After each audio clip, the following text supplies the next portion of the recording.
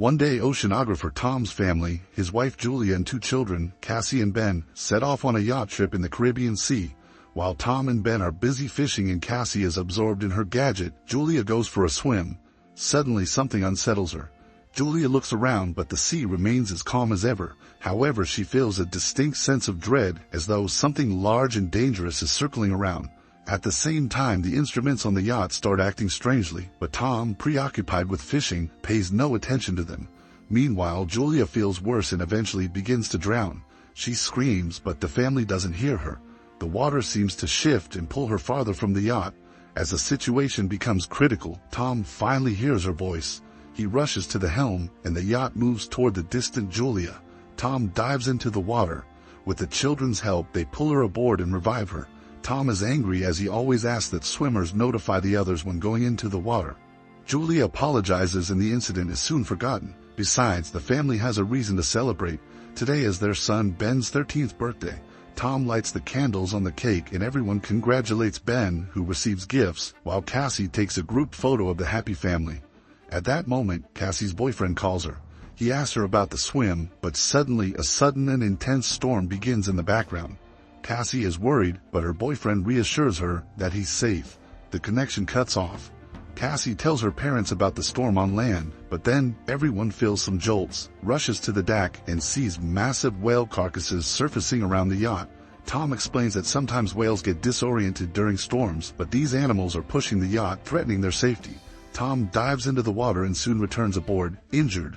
While trying to figure out what's going on, he cut himself on the propeller. Julia stitches up the cut on her husband's shoulder, and he explains that the yacht's shafts seem bent, likely from a tail strike. Now they're unlikely to be able to sail away. Later, Cassie tries to re-establish communication, but there's no signal. The radio isn't picking up any signals either. Tom begins calculating their supplies. There's enough water for about 4 days, no more, but they're on a shipping route, so someone is bound to find them. However, ominous sounds come from outside, and when the family steps out onto the deck, they see glowing objects falling from the sky. They fall closer and closer, and Tom, taking a risk, starts the engine. He manages to steer the yacht away from the next meteorite, but the engine is finally damaged. The next object falls so close that the family can see they are artificial satellites of Earth. A strong wind starts blowing, and the instruments go haywire. The terrified family hides inside the yacht, which is being tossed by the waves.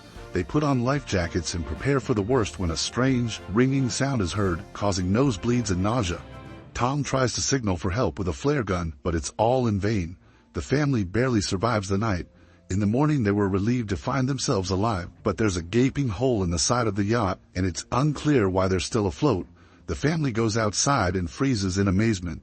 The water is gone, and their boat is standing on a rocky outcrop in the middle of a stony desert where the ocean once was. Sometime later, Tom tries to reassure his family, saying that not everyone could have perished.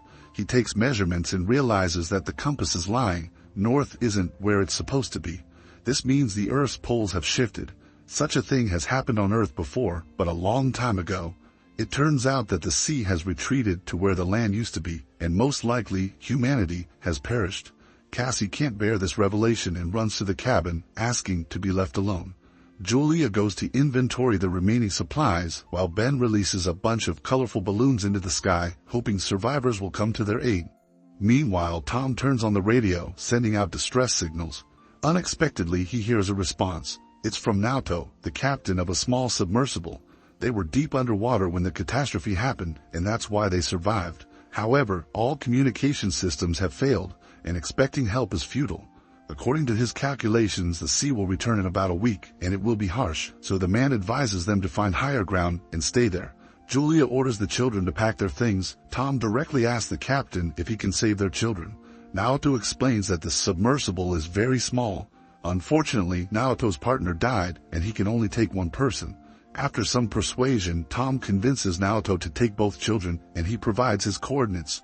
Tom charts a course on the nautical map and promises to reach the location in a couple of days.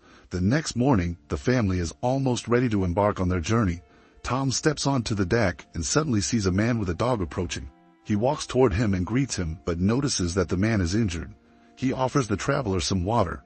The man drinks it and then suddenly punches Tom in the face, which Julia sees. She rushes to her husband as the traveler plunges a makeshift spear into Tom's chest. The dog keeps Julie at bay, though she freezes in horror herself. Realizing there's no saving her husband, she runs to the yacht. The man pursues her, injuring her arm. Nevertheless, Julia climbs onto the deck, and the children, hearing her screams, run to her aid. Together they barricade the doors to the cabin. After that, Julia hides Cassie and Ben in a locker, giving her daughter the flare gun and instructing her to shoot only as a last resort. Meanwhile, the killer tries to break down the doors and eventually succeeds. Julia hides in the bathroom, patching up her wound. Entering, the intruder heads straight to the galley and grabs some food. It's clear that he's very hungry. Holding a can of food, the man begins searching the yacht while Julia arms herself with a kitchen knife. He enters the cabin, but the woman jumps overboard, hiding beneath the yacht. The killer peers through the hole but doesn't see her. However, the dog attacks Julia, forcing her to kill it. The man hears the yelp, goes outside, and finds the dog's body. Meanwhile, Julia climbs back onto the yacht through the portholes on the opposite side. She falls straight into the killer's hands. He beats her, throws her onto a couch, and grabs her throat, intending to strangle her. Cassie witnesses all this and realizes it's the last resort. She opens the locker and fires at the man. The shot throws him to the side, but the flare sets the yacht on fire. Julia orders the children to flee while she sneaks into the galley. The killer, only injured, tries to attack again. Julia kicks him away, grabs the packed bags, and jumps overboard, where Ben finds his father's body. Cassie runs to the corpse and sobs over it. Julia kisses her deceased husband, but seeing the killer leap from the burning yacht, she takes the children and leaves. The boat explodes behind them. The family runs across the stony desert and soon takes shelter in a rocky canyon where a stream flows. However, the water is salty and undrinkable. Cassie shares a small amount of water with her brother, but he refuses to drink. The boy feels guilty, believing the killer came because he saw the balloons. Cassie also voices this thought, but Julia orders her to stop and defends her son, explaining that he didn't mean any harm. She tells the children to gather themselves, as a long journey awaits, and then she spots the killer again, still relentlessly following their trail. The family hurries onward.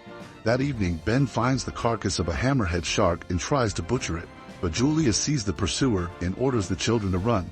They soon come across a field of once flooded toxic waste barrels, but Julia urges the children forward despite the threat of contamination, knowing the killer is still on their heels. The family walks along the former ocean floor, weaving through piles of plastic and other trash dumped by humans. Soon, Julia notices that Ben is severely dehydrated and gives him the last drops of water.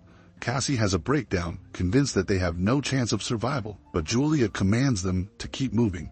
Eventually, they find the fuselage of a plane that crashed into the sea long ago and crawl inside to rest.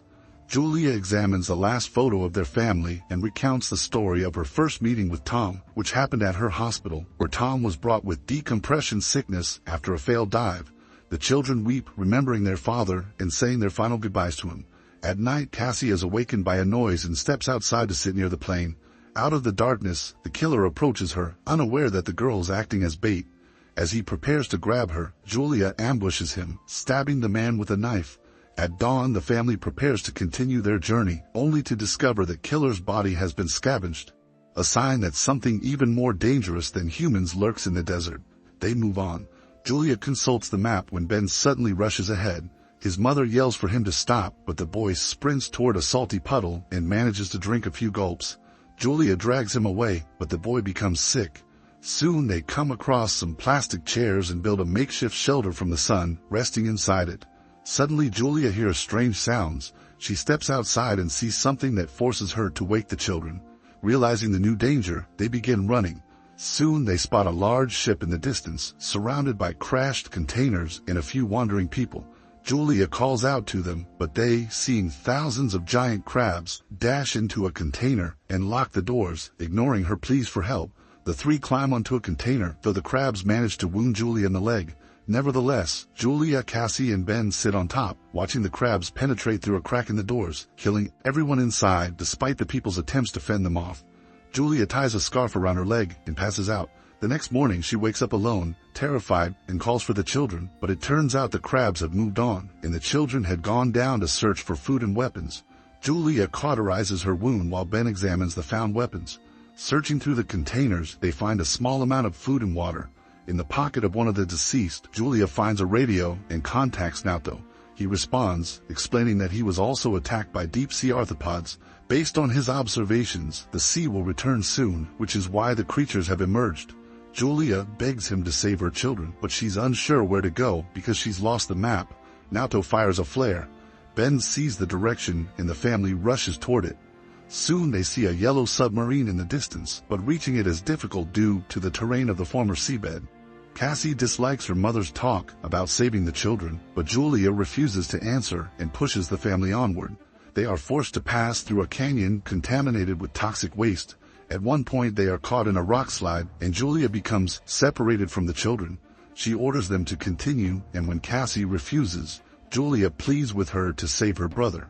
Cassie and Ben make it out of the canyon and reach the submarine, but inside, there's no one. Suddenly Naoto, badly wounded, emerges from behind the boat. He admits that he has no chance of surviving and orders them to climb aboard, but Cassie goes back for her mother, who is fending off the emerging crabs. Her bullets nearly depleted, Cassie climbs the rock barrier and extends her hand to her mother. They manage to reach the submarine just as the crabs overrun Naoto, who dies in their claws. The family climbs aboard, and just then an ocean wave crests over the horizon. The water lifts the submarine and drags it across the rocks, and as Julia watches everything that happened over the past few days flash before her eyes, she passes out. When she awakens, she finds the vessel at a standstill. Julia opens the hatch, and the family emerges to find themselves in a ruined city carried there by the wave.